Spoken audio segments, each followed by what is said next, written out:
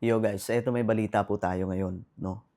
Aba, ito daw pong mga abogado ng Vice President na si Sara Duterte, eh, kinain daw po yung mga abogado mula po sa prosekusyon, mula po sa House of Representatives.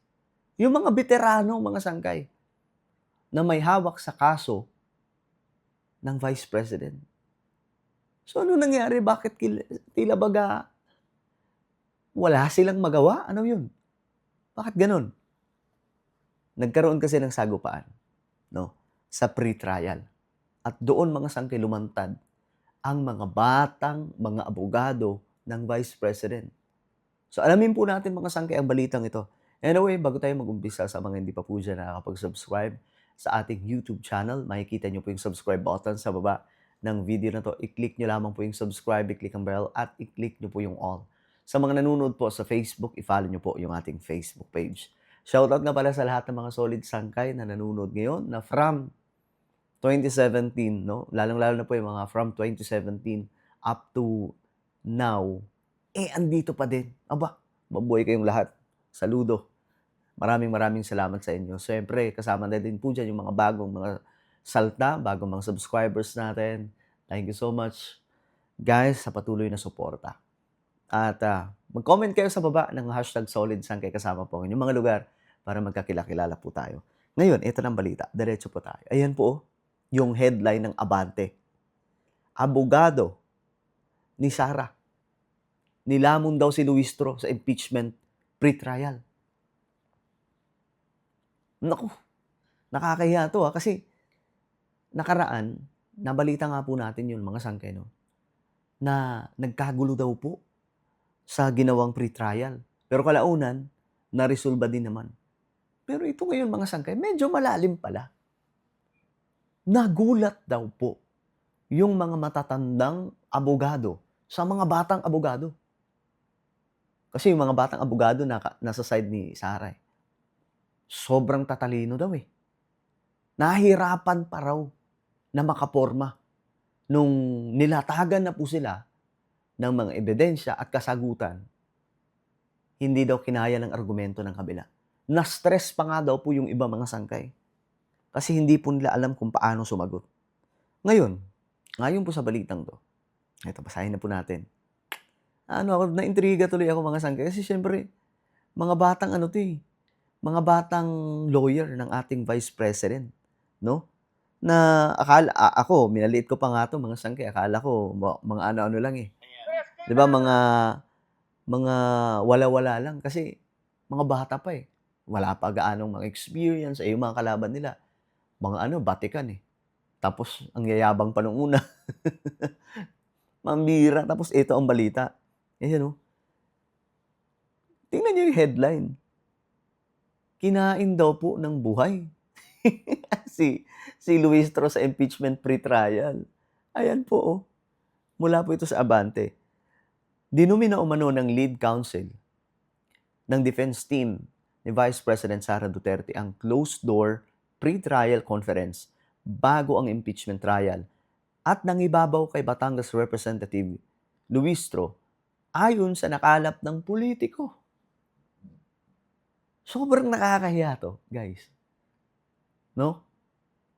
Pambihira. Ngayon kasi kalat na po ito, marami na po akong nakakita, marami na rin po ang nagkomento dito mga sangkay. Actually viral po ito ngayon, sobrang dami pong nagkomento tungkol po dito. Ayon dito, inilarawan ng impormante ang pagpupulong bilang hindi balanseng palitan ng argumento. So bakit? Kung saan umano'y nahirapan ng kampo ng prosekusyon na makasabay sa mga inilatag na punto ng depensa. Hindi daw po makasabay. Nahirapan daw po mga sangkay. So ibig sabihin, magaling yung mga abogado na 'to. Hindi po basta-basta, 'no? Biruin niyo, mga batikang abogado, 'no? Mga matatandang sila Jokno, 'di ba?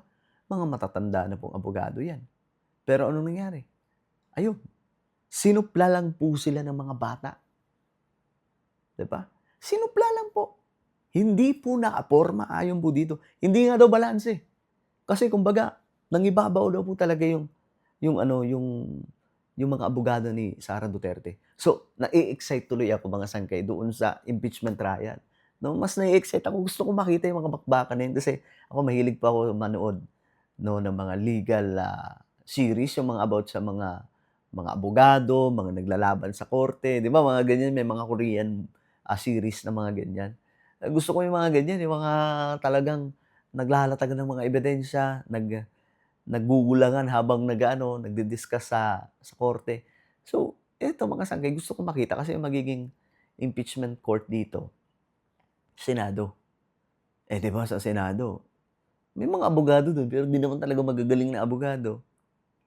So, gusto ko po itong ma-witness talaga, pambihira. Dagdag pa nito, umano'y kinain ng buhay. Grabe naman 'tong si Luistro daw po. Seryoso ba? You know, kinain ng buhay ni Attorney Sison. Itong Attorney Sison, mga sangkay, lawyer po ni VP Sara, medyo bata pa po. Kinain ng buhay ni Attorney Sison si Luistro sa pre-trial. Anong impormante? Naku, ibig sabihin talagang delikado dito yung mga kalaban, mapapahiya sila.